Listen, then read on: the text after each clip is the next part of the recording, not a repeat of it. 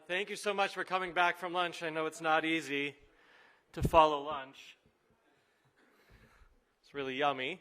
And for me, I feel like I'm the dessert after you got to watch that amazing panel before lunch led by the amazing Gill Hoffman. It is a pleasure to be with you, Christian journalists who care so much about what's going on here. I'm going to repeat what I said before, that I feel that I'm the dessert to the main course of the amazing Gill Hoffman, who led the panel here before, now that she's in the room. You guys know what really matters. The fact that you made time right before Christmas is very special. I'm glad that you came here to the Holy Land so you could see the real reason for the season, that I wish that the people in America and around the world understood better. So for a moment before I talk about the politics I'm supposed to speak about, I wanted to talk about prayer, okay? We're all into prayer, right? We all try to pray every day. So imagine for a minute the prayers of one Benjamin Netanyahu at the Western Wall. He came there to the Western Wall the day before the election and probably said something like this: "Please God, let me come back to power. I want to be prime minister again. I want to deal with Iran and save the world. And I want to make it to that Christian media summit coming up pretty soon." And then, unfortunately for Bibi, sometimes your prayers are answered. You know, there's that great Garth Brooks song, "Sometimes I thank God for unanswered prayers." Well, sometimes your prayers get answered, and it's the ultimate nightmare. That is what Netanyahu is going through right now. Think about his situation, if you're still mad at him for not coming here last night. He could be right now relaxing in Hawaii. He got an offer to go retire on the island of Lanai and live on the resort of the head of Oracle, Larry Ellison. He could have been enjoying the good life right now, but instead he decided that he really had it in him, or maybe his wife decided for him, that he had to come back into politics. And so now he has Bezalel Smotrich and Itamar Ben-Gvir both sitting on his neck and his head, little monsters that he created. He's in the middle of coalition negotiations that are taking a lot longer than he thought that they would. He really hoped that these coalition talks could be over and done within a week or two after he got elected. And now there is no end in sight. President Herzog made the decision last Friday to give him only a 10-day extension, which was actually more of a punishment for Lapid than for Bibi, because if he would have given him the full 14 days, our government would be formed on the 2nd of January, and Lapid could have on his resume that he was prime minister for 2 years. But instead, we're apparently going to have a government on the 28th of December.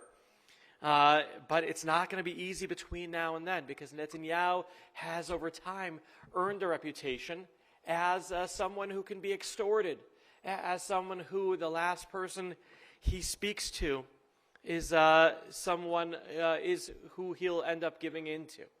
And so until the last minute, it's going to keep on happening. Remember, Netanyahu has a very different image in Israel than he does in America and the rest of the world. Around the world, he has this image as this right-winger who eats Palestinians for breakfast, right? Here in Israel, he's a very different image. Not so right-wing, obviously not left-wing, self-centered. You know, he does what makes sense for him. And so now he has to deal with all the different party leaders, but also now with his internal fight within his party. Because of that internal fight over the jobs inside his party, he had to decide that instead of having a vote for the Speaker of the Knesset today in his faction to elect a new one, he decided yesterday that he would elect a temporary one to just delay the decision for another week, and even that didn't work. Already the vote on the temporary Knesset Speaker that was supposed to happen an hour and a half from now has already been delayed to tomorrow morning. And nothing is going right for Netanyahu as these coalition talks get out of hand.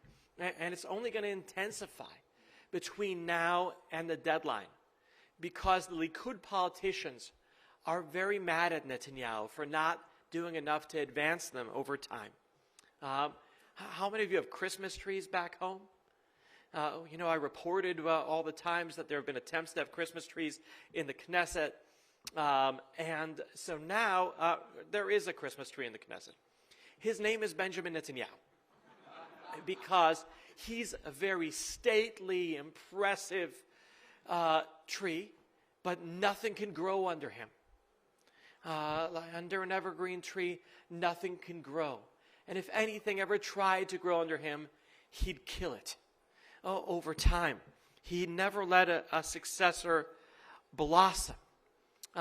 In all my 24 years of covering politics, I have never seen a greater discrepancy between what politicians say publicly and privately than Likud politicians speaking about their party leader. If you talk to them publicly, especially ahead of an election, they sound like Christian evangelicals talking about Jesus. If you talk to them privately and they trust you behind closed doors, they sound like Christian evangelicals talking about the devil. It is that big a difference, because they can't wait to get rid of him. He's been around for so long, entering politics back in the late 1980s, and becoming prime minister already in 1996, when a lot of you weren't even born. He just turned 73 years young. His father died at the age of 102. So he could have 30 more years in politics left. And if he passes that bill abolishing death, if he passes the Abolish Death Bill, then he could have a few hundred more years as our emperor. I'll tell you a quick story. During COVID, I don't know if it's true in the countries where you're from, but over here, during COVID, our gyms closed for too long. And when they reopened gradually. It took way too much time. And so when they reopened, in my gym, which is in the Knesset, it was really every other treadmill was closed. And it was really annoying. Now, in all my years working out at that gym, I don't remember anyone being allowed to run without headphones other than one guy, Netanyahu. He blasts his Fox News while he runs on that treadmill. And he keeps on running. He runs for a very long time. And every other treadmill is closed. After a while, there's a line. And after a while, the people in front of me in line just give up. And so I'm next in line, and I start texting all the people who've run against Netanyahu over the last 40 years. The man keeps on running, and he won't stop. He won't get out of my way. I finally know how you feel. But understand, Netanyahu believes he has a very important place in this world to save the world from nuclear destruction, to save the Jewish people. His name, of course, means loyal son given by God. And that's not something to take for granted.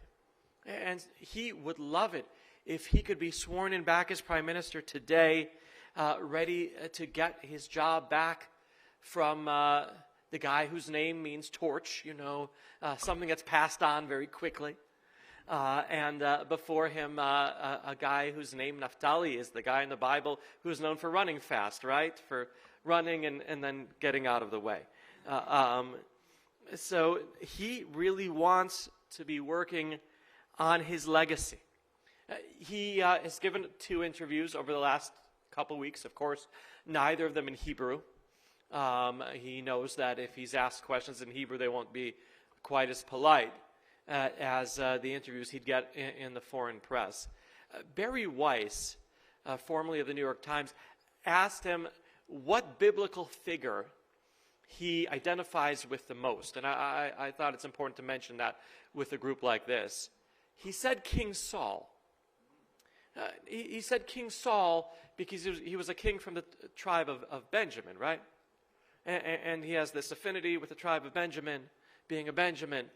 But Saul was a king who was misunderstood. He meant well, and he made mistakes.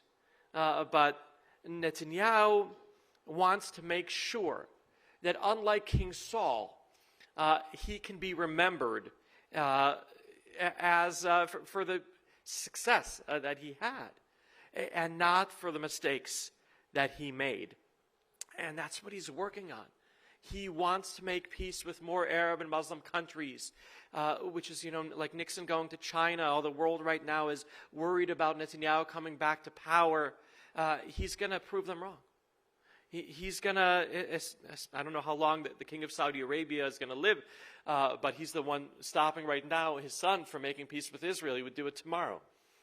And it could very well happen during this tenure. You'll see more Arab and Muslim countries, little by little, making peace with Israel. He wants to make the economy be even better. He succeeded a lot with the economy here in the past. And he wants to work together well with Joe Biden, who he's known for decades.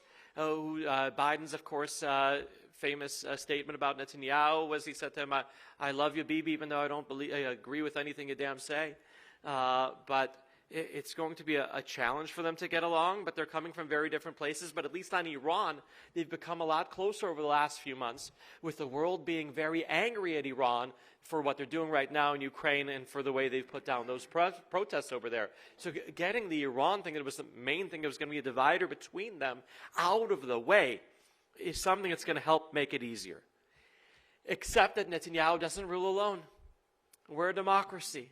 And there are other party leaders there who maybe don't understand America as well as Netanyahu does. And that's going to create some serious challenges constantly while Netanyahu is in office. The new ministers must realize that they're a part of this world. And that means that they're going to have to make some compromises, like stop putting down Reform and conservative Jews and diaspora Jewry in general. Stop putting down the Christian evangelicals who love Israel so much and who they so fail to understand. Stop representing in court vandals who burn down our churches. That is something that they have to realize they made mistakes, and they're going to have to apologize for in order for this government to be able to succeed and function as part of the wider world that they're part of. They're going to have to give up some of their unreasonable expectations about various judicial reforms. All kinds of things that you're reading about are not going to happen. Little things are going to happen. They might change a little bit the way we select our Supreme Court judges, which involve politicians less than any other country in the world. They might make some changes in the way things are over the pre-67 border. Are they going to annex the entire West Bank? Absolutely not. Are they going to make life easier for the people of Judea and Samaria? Absolutely yes. The way it is right now is that they're subject to different laws. The state of Israel discriminates against Jews that happen to live over that line. And so they're going to change things. The word annex is not a right word. The word in Hebrew is hachalat ribanut. It's adding sovereignty little by little, taking small changes. And the world is going to have to decide what they throw a fit over. Because if they throw a fit over little things, like they did back when Joe Biden came as vice president, and there was a building project in an ultra-Orthodox neighborhood, advanced from stage 2 to stage 3 in a 20-stage building process, a Jewish neighborhood surrounded by Jewish neighborhoods where no Arab lived and no Arab probably ever will, making a big deal out of that back then made it harder for there to be a peace process. If the world condemns Israel for taking small steps, then it's going to blow up in the face of the critics of the state of Israel. They need to be very careful in what they choose to focus on. The world has gotten our election very wrong. They've made it look like Israelis have all of a sudden become racist because we've advanced Itamar Ben-Gvir and others. And that could not be further from the truth.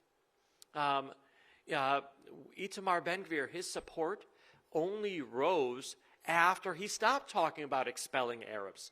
Talking about expelling Arabs is obviously a racist thing to do.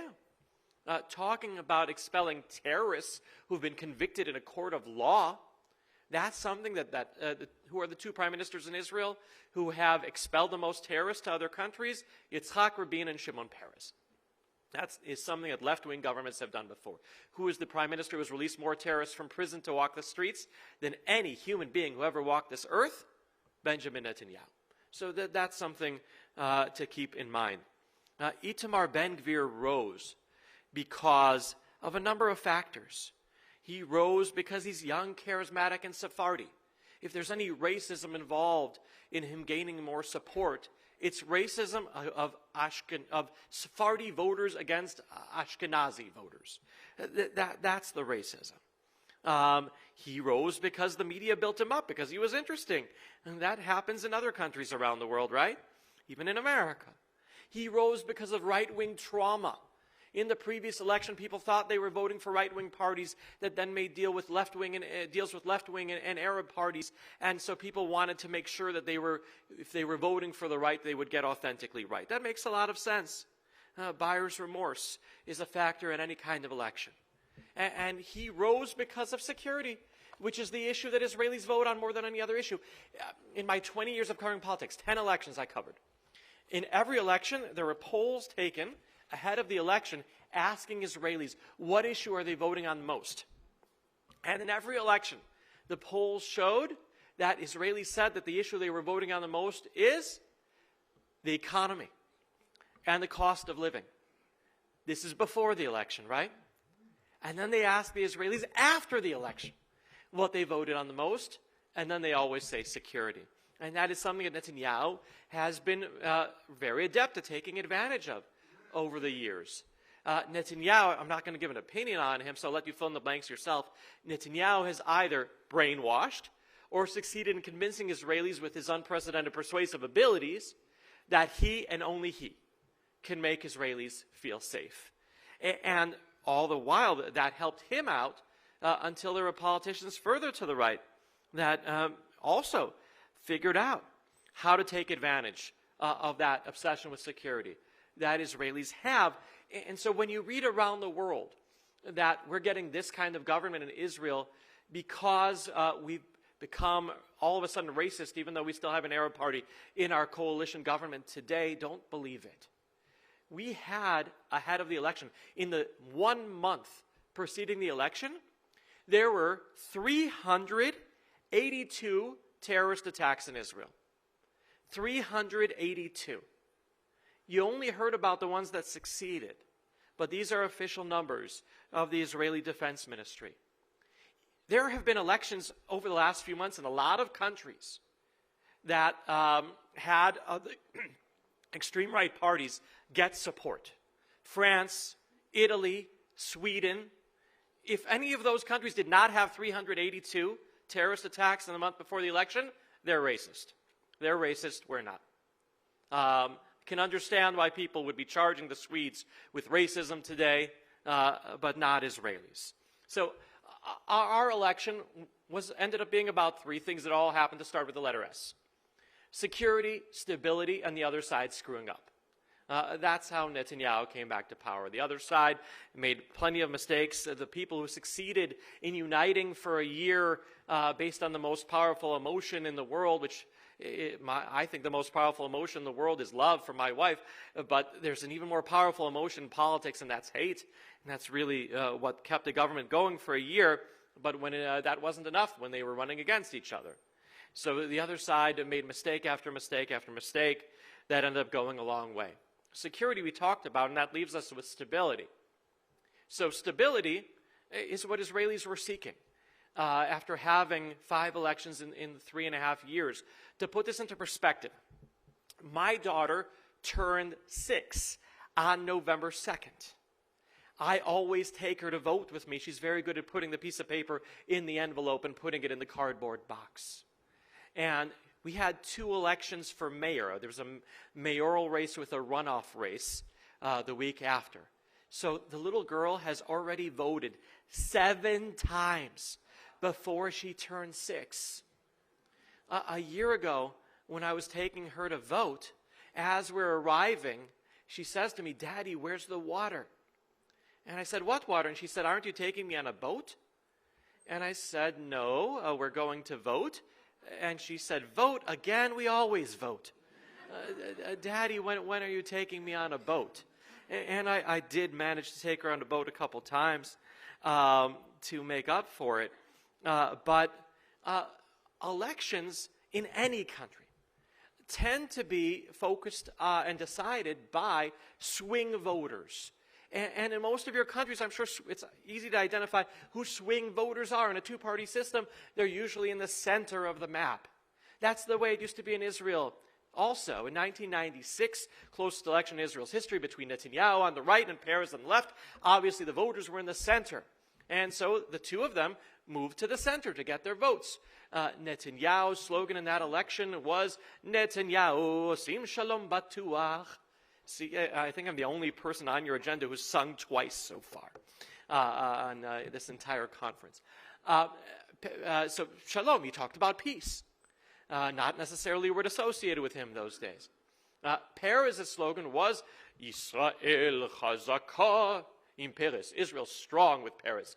Nitzan Chen covered this election for Channel 1 so well. And that very exciting night when we went to sleep thinking that Peres won and woke up realizing that Netanyahu had won. So then it was obvious who the swing voters were. The election we had a year ago also was obvious, though it was different. Because we didn't have a right-wing camp but a left-wing camp, we had elections that are on one pathetic Shakespearean cliche that you've heard too many times of to Bibi or not to Bibi. That was the only question. So you had a to Bibi camp and a not to Bibi camp. And the only party leader who refused to go to camp like my kids got a reward for it. Naftali Bennett. That's how he got to hold the balance of power and decide who the prime minister would be, and he decided on himself with only 6 seats. That's how he came to power. So you've been here a number of times, all of you. Have you ever met an Israeli who doesn't have an opinion on Netanyahu? All Israelis either worship the ground he walks on, or the water he walks on, or detest him.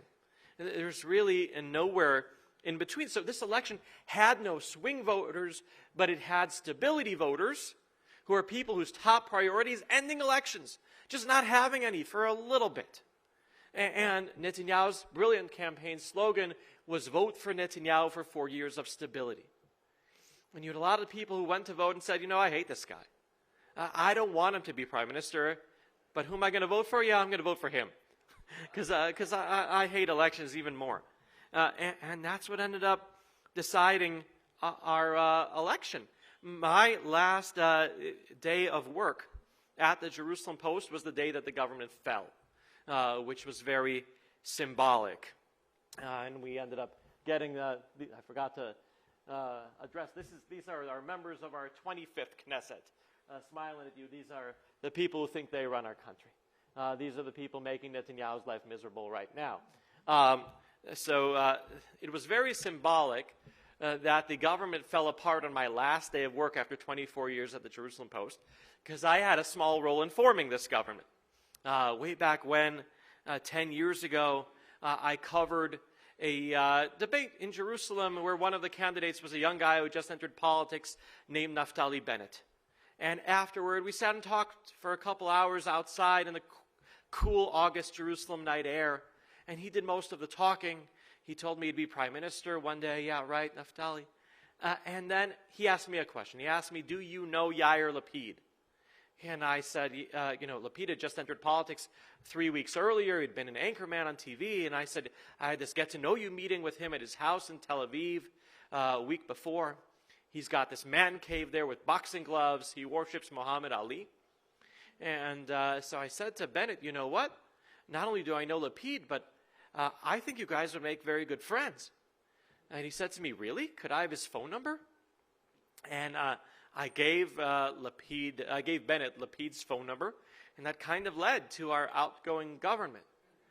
Now, we believe in Judaism that if you make 3 shidduchs, 3 matches, then you get into heaven automatically. I have made 1 political shidduch so far, and I'm told that if I make 2 more, I go straight to hell.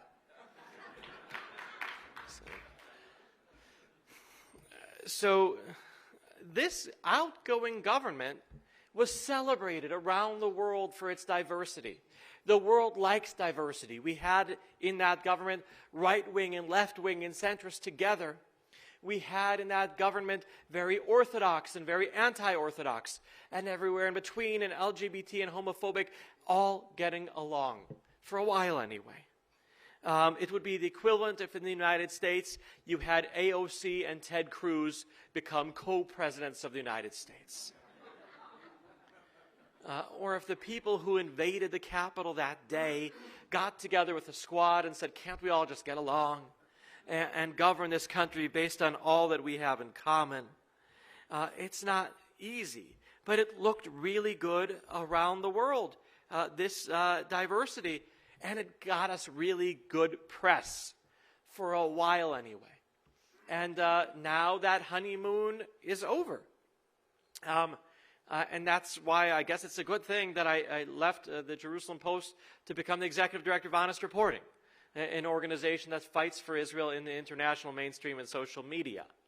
The day after the election, my office is on the 2nd floor, and I look down on the 1st floor where my team sits. The day after the election, I saw one of my team members come in and tell another staff member, our job just got harder, didn't it? And I screamed at him from upstairs, that's why you were born.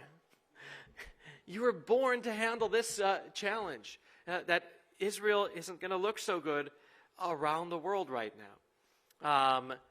And that's why it's so important that this summit is happening right now. Because here you're going to go to the Knesset on Wednesday.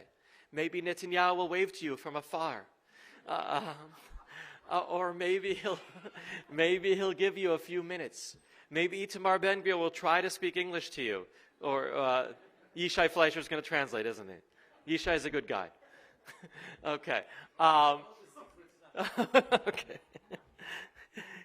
Yishai is going to tell Ben-Gvir what to say, and hopefully an hour later tell him what he told him, you guys. That's the secret.